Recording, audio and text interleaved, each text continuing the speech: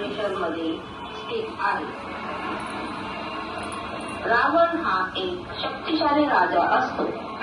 त्याला अजून शक्तिशाली आणि अमर होण्यासाठी शंकर देवाची आत्मलिंग मिळवायचे असते. पण आत्मलिंग गणपतीला मिळाले तर खूप अनर्थ होईल हे समजतात गणपती कसा रावणाला थांबवतो ते आपण या कथेत पाहूया. रावण शंकर देवाची उपासना चालू करतो आणि कठीण परिस्थितीत तपस्या करायला बसतो.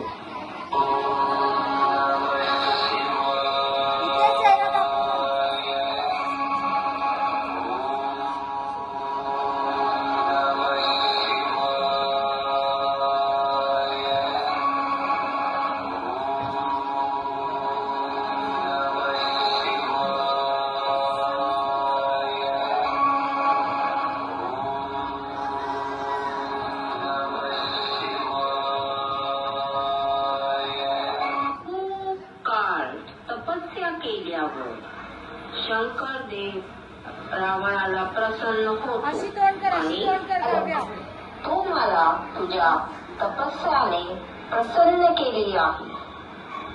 बोल, काय वरदान देऊ तुला? लगेच रावण बोलतो, प्रभू, आपल्या दर्शनाने मी धन्य झालो. मला आत्मलिंग देण्याची कृपा करावी. तथास्तु, तथास्तु. पण एक लक्षात ठेव, जर हे आत्मलिंग कुठेही मध्ये ठेवलंस तर परत काढू नाही शकणार. आत्मलिंग देऊन शंकर देव तिकडून निघून जातो. आत्मलिंग रावणाच्या हातात येतात तो खूप खुश होतो.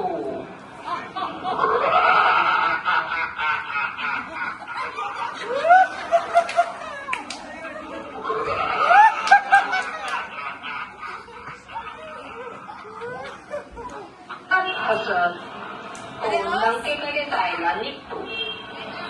त्याला संध्याकाळच्या आत लंकेत पोचायचे असते.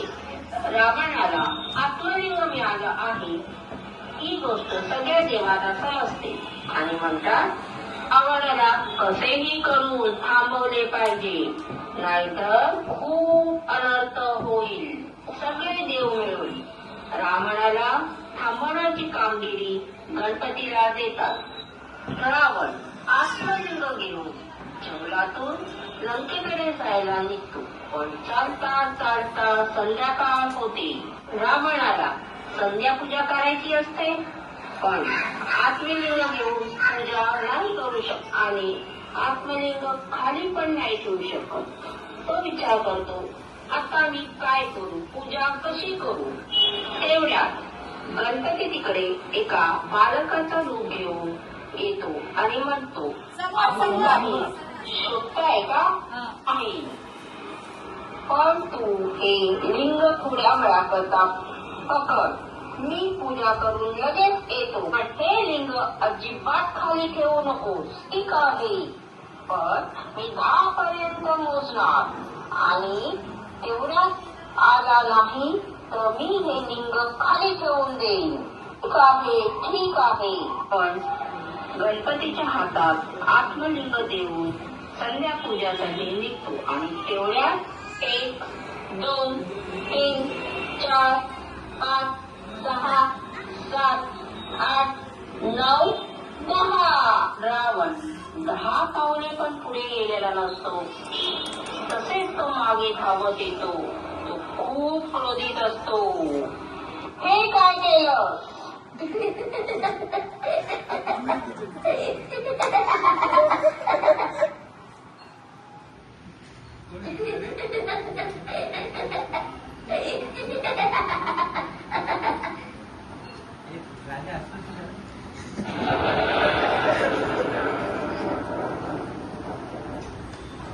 रावण आत्मलिंग काढण्याचा खूप प्रयत्न करतो, पण आत्मलिंग काही हलत नाही.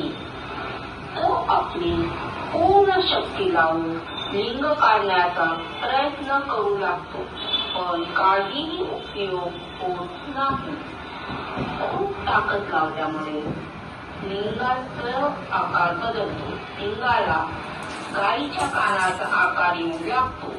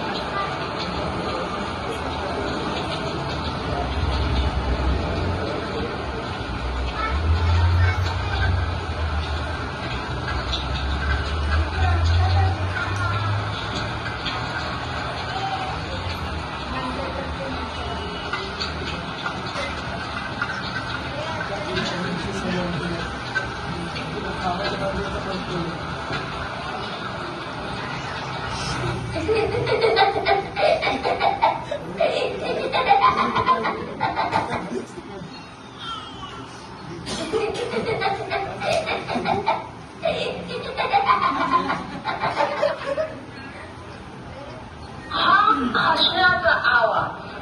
हा हसण्याचा आवाज तर मी काय घडत आहे, कुठला संकेत आहे?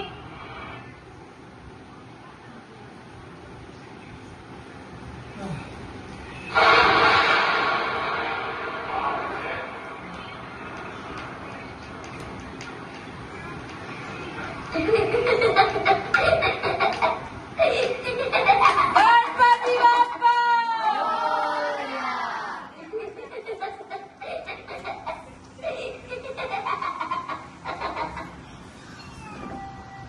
गायीच्या कानाच्या आकारामुळे त्या जागेला गोकर्ण म्हणजे गायीचे कान असे म्हटले जाते.